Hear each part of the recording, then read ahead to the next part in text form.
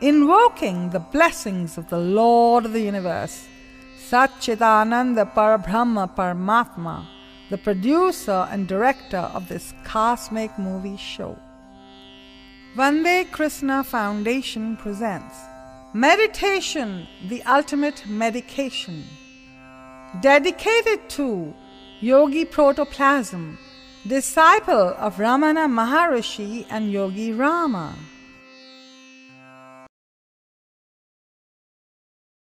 Meditation, the ultimate medication. Is meditation the ultimate medication for any problem facing man? Let's explore. Please join me on a voyage of self-discovery. Self-discovery is self-recovery. Meditation is simply reminding yourself again and again that you are not the perishable physical body, but a divine eternal soul full of bliss, peace, and cosmic love. One who meditates becomes a spiritual magnet and radiates joy and peace and becomes a channel for the inflow of divine energy. Meditation destroys all causes of sorrow, for the root cause of any sorrow is attachment to the perishable body. Chanting of Om helps to break attachment to the perishable body and helps one to attach to the imperishable soul.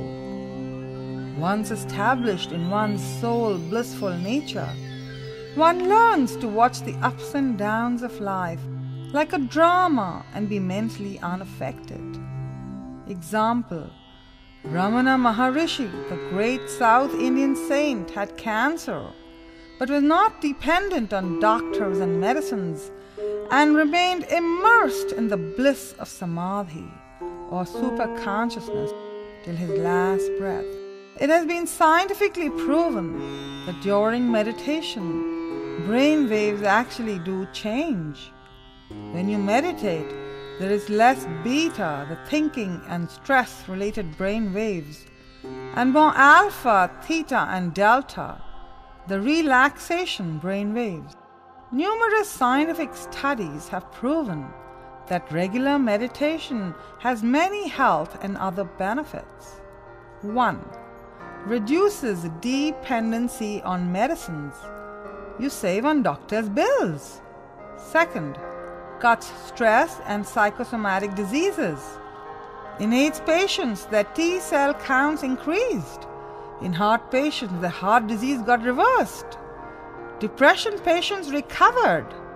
Cancer patients showed remission. Chronic pain decreased, etc., etc. 3. Develops intuition, concentration, memory, and willpower. 4. Makes mind peaceful, stable, and equipoised in the ups and downs of life. So many youngsters commit suicide nowadays if they don't do well in exams or suffer heartbreaks. If kids were taught to meditate at a young age, they wouldn't play with their lives. 5. Improves relationships. A doctor couple on the verge of divorce were taught to meditate. Soon they stopped fighting and withdrew their divorce case. 6. Cuts alcoholism and drug addiction. If one can get drunk with soul bliss through regular meditation, why would one ruin one's life with drugs and alcohol? 7. Improves productivity and efficiency. 8. Aura colors improve. Through Kirlian photography, one can see one's aura colors. Somebody who is very materialistic will have a red aura.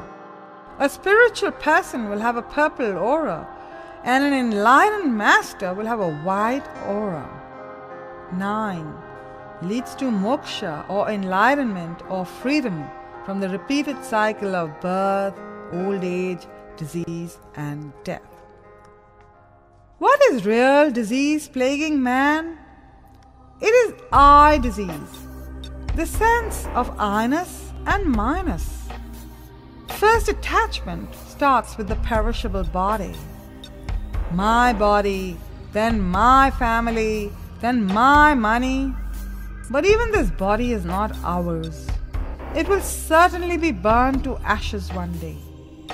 If neighbor's house and family get burnt in a fire, I am not bothered. But if my family and property is burnt, I am shattered. So root cause of all sorrow is attachment. Destroy this eye disease with the sword of self-knowledge.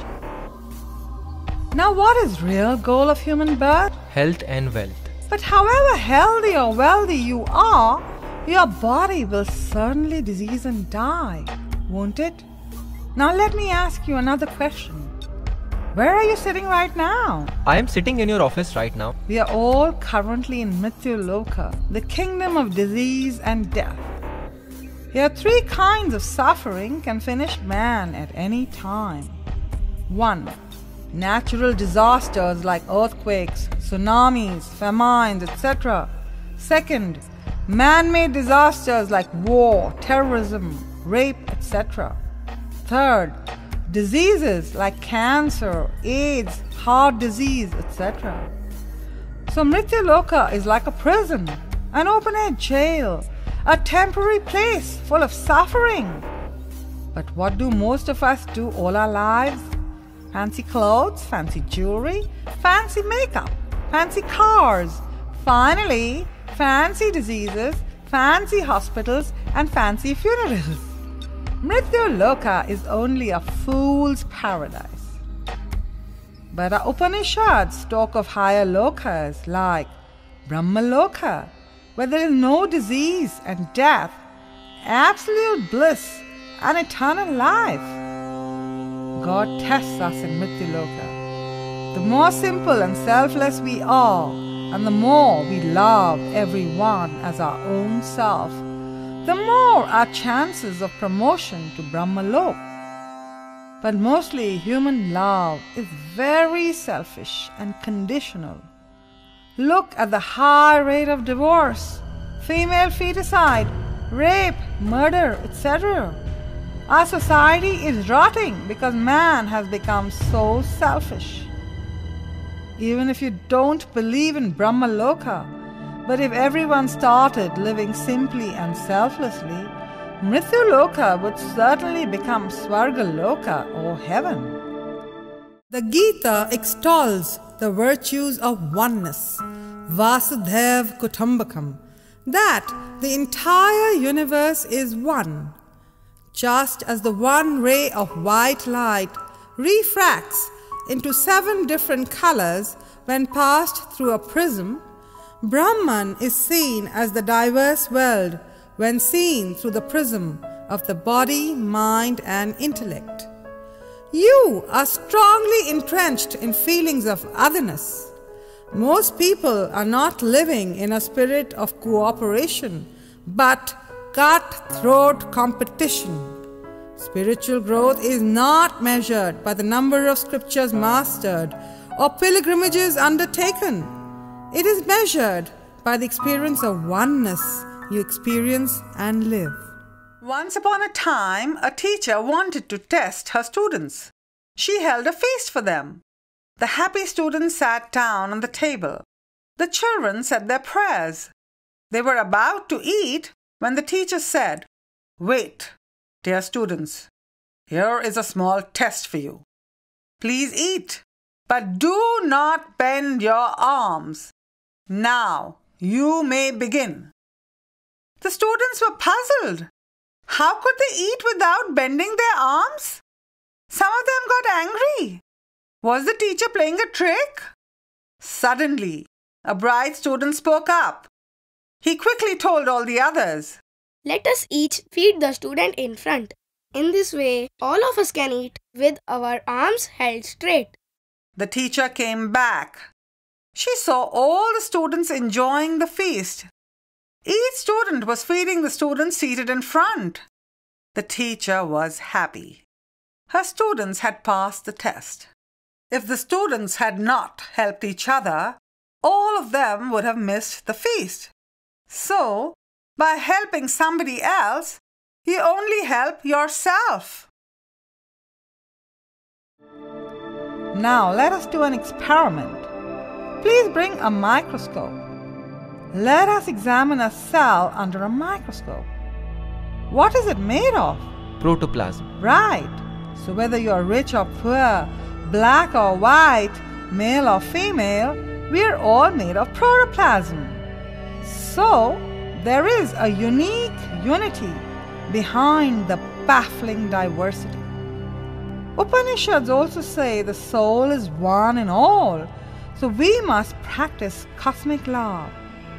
But alas, due to ignorance, man has become so selfish and so greedy, and crime and corruption on the increase. Ignorance of the real goal of a human birth is the real disease plaguing man. Example: a dog entered a hall which had mirrors everywhere. The dog started attacking his own image. The dog hit here and there and got injured. Similarly, ignorant people see different bodies and start fighting with each other. But a man of wisdom only sees the one soul in all and radiates cosmic love. Angulimal dacoit came to kill the Buddha, but the Buddha with his compassion was able to bless him and elevate him, for he only saw the dormant divinity in the dacoit. Like there are three kinds of suffering, there are also three kinds of intelligence. First class. Buddha had first class intelligence. He was a prince, had a beautiful wife and son, and could have spent his whole life partying. But he saw old age, disease, and death, questioned suffering, did intense meditation, and attained enlightenment. Second class. Problems are happening all around us, but only if some problem hits my head, only then I wake up and start questioning life and search for a way out. Third class. You are engulfed in problems, but it only leads you to drugs and depression. Most people have second or third class intelligence. First class intelligence, like the Buddha, is very, very rare. Now, let us do a simple exercise. Close your eyes and visualize your own skeleton. It is made up of 206 odd bones of different sizes. Mentally take your X-ray photo and carefully examine your skeleton. The body is a moving commode. It has so much dirt inside. It sweats and produces repulsive odors. Yet, we identify ourselves so much with this perishable cage and pamper the body so much. Most of human life is spent pandering to the needs of the perishable body. Now, ask yourself the eternal question: who am I? Am I this perishable body, which will certainly disease and die, or am I a divine eternal soul, full of bliss, peace, and cosmic love? Who am I? Can this inert skeleton do anything by itself? There must be some intelligent power operating this skeleton.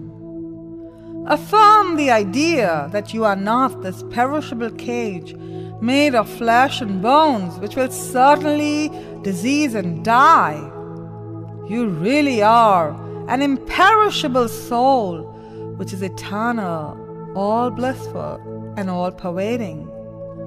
By doing the skeleton visualization daily, you will get detachment and you will try and lead a more simple and selfless life. Om, the ultimate healer. Though there are many meditation techniques, as there are infinite ways to the infinite, in this film we will discuss a meditation technique called Pranava Nada Anusandhan, which means research on Om mantra. 6 stages of chanting Om will be shown also. Mantra sadhana is the most beneficial method to keep your mind, body and soul in perfect harmony. Mantras help to master the monkey mind. The vibratory sound of Om is happening in every atom of the entire universe. This vibration is constant and unaffected by a person's race, religion, etc. It is thus not surprising to find its reminiscence in all religions in some way or the other, whether it is Amen of the Christians or Ameen of the Muslims. Om has 3 letters, A, U, Ma. A symbolizes your waking state. U symbolizes your dreaming state. M symbolizes your deep sleep state. Om, taken as a single unit, stands for Turiya, which is the 4th state. Mandukya Upanishad reveals the secret meaning of Om, which is the name of Brahman. It gives an analysis of the 3 states of waking, dreaming and deep sleep, and how to reach the 4th state, Turiya, whose nature is Sat Chit Ananda, which means absolute existence, consciousness and bliss, and is the substratum for the 3 changing states. Pain cannot touch the one who gets established in Turiya state through deep meditation. Meditation on Om with devotion and meaning leads to realization of Brahmagyan, or self-knowledge. Chant Om with the spirit of inquiry and devotion, for you are invoking the blessings of the Lord of the universe. Every time you chant, ask yourself, who am I? Am I this perishable body which will certainly disease, decay and die? Or am I a divine child of God, made in His image of eternity, immortality and everlasting bliss? Who am I? Mantras have power. Supposing I abuse you, won't you get up and slap me? If one abusive word can incite you to violence, imagine how much power God's name will have and how much capacity it will have to burn the impurities in the mind and elevate us. Mind has 2 layers, conscious mind and subconscious mind. Conscious mind is only 10%. Subconscious mind is 90%. One can reach superconscious mind through regular chanting and meditation. One should meditate at least 20 minutes in the morning and evening, for it takes minimum 20 minutes for the mantra or positive affirmation to reach the subconscious mind. Now let me ask you a question. What are most of us searching for? But where do we search for this happiness? Mostly in wine, women and wealth, right? But Taittiriya Upanishad says, a mind which has been purified by selfless work, when that pure mind sits in deep japa and meditation, the bliss that it then experiences is 1,000,000 times greater than the bliss of a billionaire who has enough of 3W, wine, women and wealth. So, a pure mind is really your passport to becoming a bliss billionaire. Example, a thief was traveling with the Swami in a train. The thief saw the Swami counting a lot of cash and putting it in a bag and locking it. When the Swami went to the toilet, the thief started searching for the key of the bag. He searched everywhere on Swami's side but could not find the key. Exasperated, when the Swami came back, the thief blurted out the truth. Swamiji, I must confess to you that I am a thief and wanted to steal your money. Please forgive me. But please do tell me where you have hidden the key to the bag. I am dying of frustration. Son, I have hidden the key under your pillow. Now, the thief had searched everywhere, but certainly not under his own pillow. Similarly, out of ignorance, man searches for happiness outside him in wine, women, and wealth, but real everlasting bliss is only within, in the bliss of the soul. So learn to tap that soul bliss through daily deep meditation. Mantra's effect on water. Dr. Imoro, a Japanese scientist, performed experiments observing the effect of prayers, music, and mantras on the crystalline structure of water. He filled 2 jars with water. Jar A was subjected to several hours of insulting and abusive language, while Jar B was exposed to positive vibrations through chanting and prayer. The jars were then frozen. After freezing, it was found that the crystals in Jar A were ugly and deformed, while the crystals in Jar B were like beautifully shaped diamonds. If this is the effect on water, imagine the effect of positive vibrations on the human body, since it is 70% made of water. And imagine the effect on a fetus, which is 90% water. That is why our rishis of yore would promote Garbha Sanskar. That is, if a pregnant woman does a lot of chanting and meditation, she can put spiritual sanskars or impressions in her child right from the womb stage. So we find modern scientists corroborating truths what our ancient rishis stated. In fact, our rishis also spoke of Garbhadhan. That is, if a couple want to attract a spiritual soul in their womb, they should chant, pray, and meditate first and then try for a baby. Garbhadhan and Garbha Sanskar should be taught to all would-be parents so that they can raise kids who are simple, selfless, and spiritual, and not greedy and corrupt as we see in society today. By simply observing one's breath, one can measure one's spiritual progress by a technique called Prana Pratyavikshana. Put your finger below your nose and try and find out whether your breath is running through both the nostrils or only through one nostril.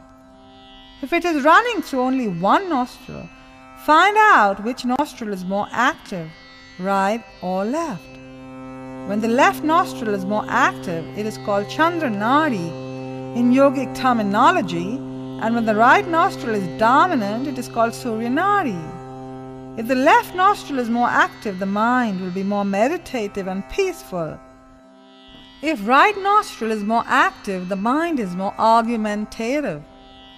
When the breath flows equally through both nostrils, that state is called Sushumna and is an indication that the mind is deep in meditation. According to yogis, the number of breaths per minute is limited to 15 or 16. Yogis have found that as the mind becomes purer and subtler through deep meditation, the number of breaths per minute decreases. Mind your mind. To do any work in the world, your mind must be in a proper condition. That is why Swami Vivekananda once said, "If I have to start my education again, I will not start reading many books. I will focus on improving my concentration." If you have a concentrated mind, you can read many books in no time. Example, Swami Vivekananda once went to a library and asked for a book. Give me a book on world religions. Here. After 1 hour, Swamiji returned the book. I have finished the book. You can have it back.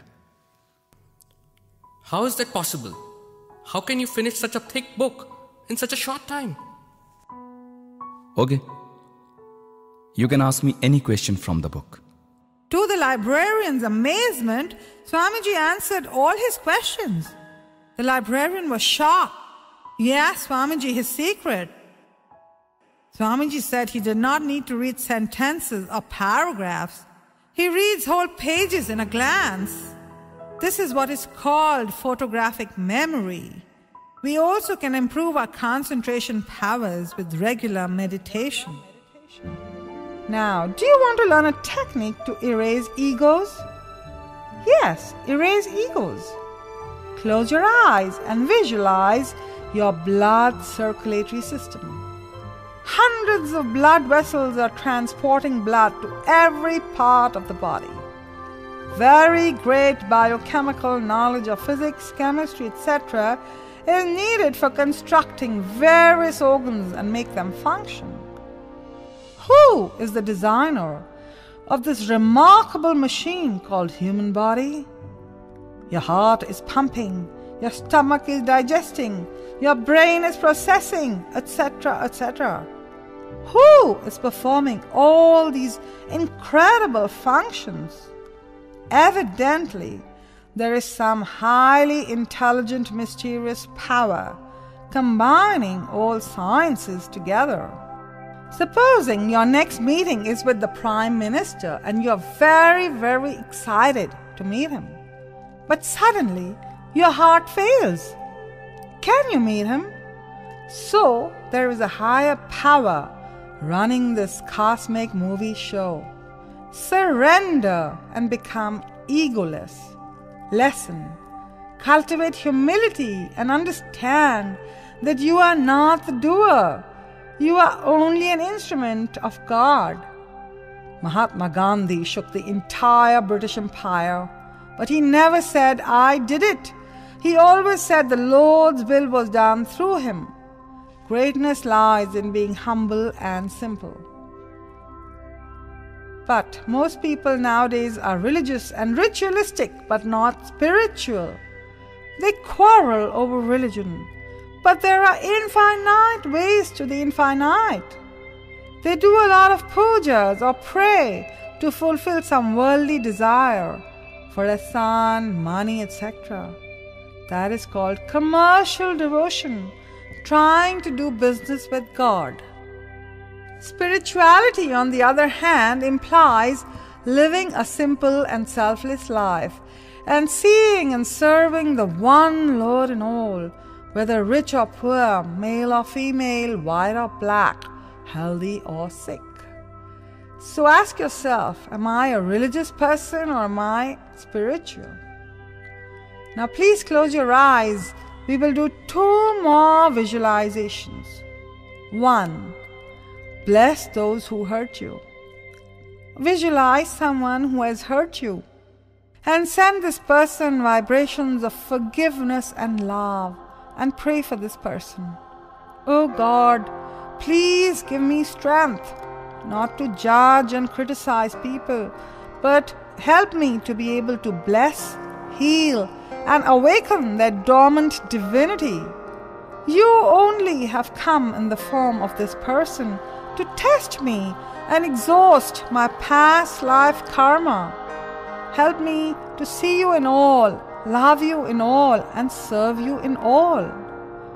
This exercise is very powerful and helps to heal relationships, dissolve anger and hatred, and develops compassion.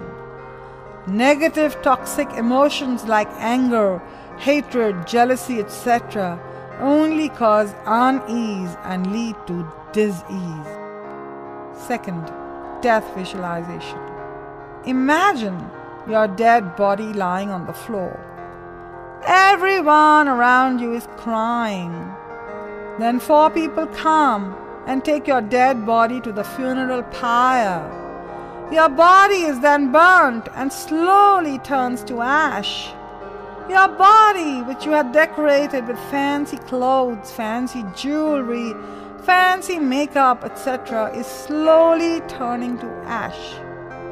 Nothing is going with you at the time of death. Your family, your money, your property, your status, nothing. Then why do we become so greedy and so selfish? Most of the crime and corruption on the planet is due to greed and selfishness. Death visualization gives detachment and inspires one to lead a more simple and selfless life. Time is ticking away. pause, reflect, introspect. Start an introspection diary today. Ask yourself daily, was I regular in my prayers and meditation? How much time did I waste in gossiping, watching silly serials, etc.? How much energy did I waste in getting angry? Did I do anything selfless today? Get busy in improving yourself. By improving yourself, the world will automatically improve. Now, let's check your KQ. Karmic quotient. Why is one baby born crippled and poor, while another healthy and wealthy? Through past life regression therapy made popular by American Dr. Brian Weiss, we can explore the law of karma and reincarnation theory. Example: Maya was suffering from depression.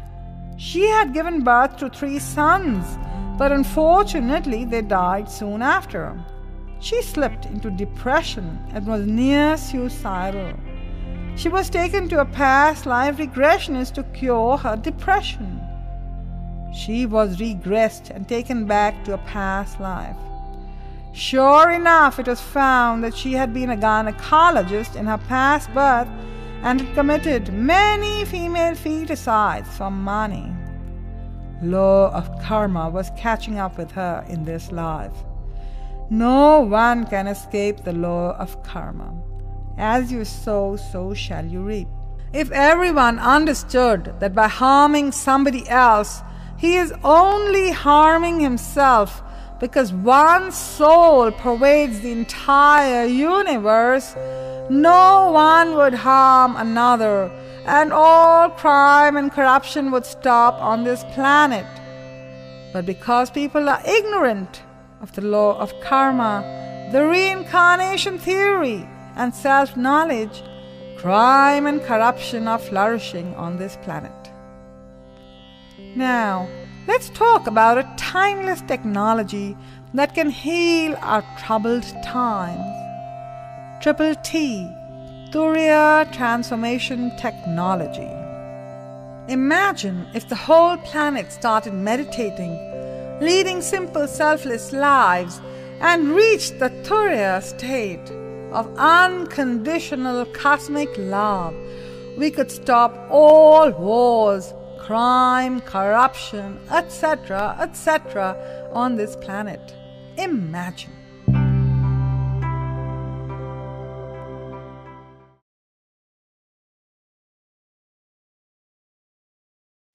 Now sit with your spine erect and close your eyes. Omkara chanting can be done in 6 steps. 1. Vachikam. Chanting is done aloud. Loud chanting should be done in such a way that sound appears as if coming from navel. If done correctly, breathing slows down and ultimately kumbhaka or stopping of breath is attained. Step 2. Upamshu. Repeat the mantra without making an audible sound while making an O shape with your lips. Step 3. Chitta Japa. Chant the mantra mentally. If your stomach goes inside and breath almost stops, then you have attained natural kumbhaka. It means you are chanting correctly.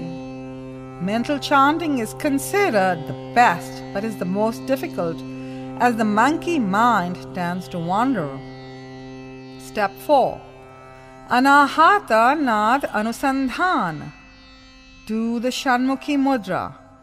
Plug your thumbs in both ears, 4 fingers on eyes, middle finger below the nostril, and rest on mouth. In this mudra, external noise is totally cut off, and you are able to listen to Anahata Nad or sound of Om as it is originating from inside. Upanishads describe that Anahata Nad is continuously going on inside, but we are not able to listen to it because our minds are gross, extroverted, and impure. Mind must be purified, concentrated, and introverted to be able to taste its soul bliss. You may see lights and colors within as mind becomes subtler and purer. Step 5. Brahma Bhavana, expansion of consciousness. Imagine your body filled with an awareness of a circle of love, light and joy. Keep expanding the circle of love, light and joy. Now imagine your whole body filled with the circle of love, light and joy. Keep expanding the circle of love, light and joy. Now imagine your whole house filled with the circle of love, light and joy. Keep expanding. Now imagine your whole city filled with the circle of love, light and joy. Keep expanding. Now visualize your whole country filled with the circle of love, light and joy. Keep expanding. Now visualize the whole solar system floating in this circle of love, light and joy. Keep expanding. Now it includes the Milky Way galaxy also. Awareness, awareness, everywhere. Keep expanding awareness to include Andromeda and other galaxies also. The entire universe is filled with awareness. Awareness, awareness, everywhere. Lesson. Your Divine Father is the circle of love, light and joy in which worlds and galaxies are floating like bubbles. You and your Divine Father are one. You and the infinite are one. You are not this perishable body subject to old age, disease and death, but pure awareness which permeates worlds and galaxies. You are a part of Sat Chit Ananda, Para Brahman. Keep reminding yourself that you really are a divine eternal soul full of bliss, peace and cosmic love. Keep reminding yourself. Step 6. Prajna Pratyavikshana. This is an open-eyed meditation. Keep your eyes open. Don't look outside. Look within. Center your attention on awareness and keep affirming mentally, I am awareness. Observe the observer. If you succeed in this meditation, objects outside will appear hazy and finally disappear. If you don't have time to do 6 steps daily, do at least 2 steps, loud chanting, and then shift to mental chanting with devotion and self-inquiry. Mental chanting is more powerful but more difficult.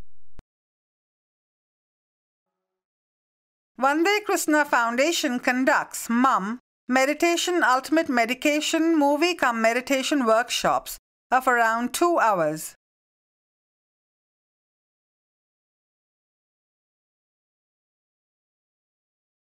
To organize a workshop for your organization, please email us.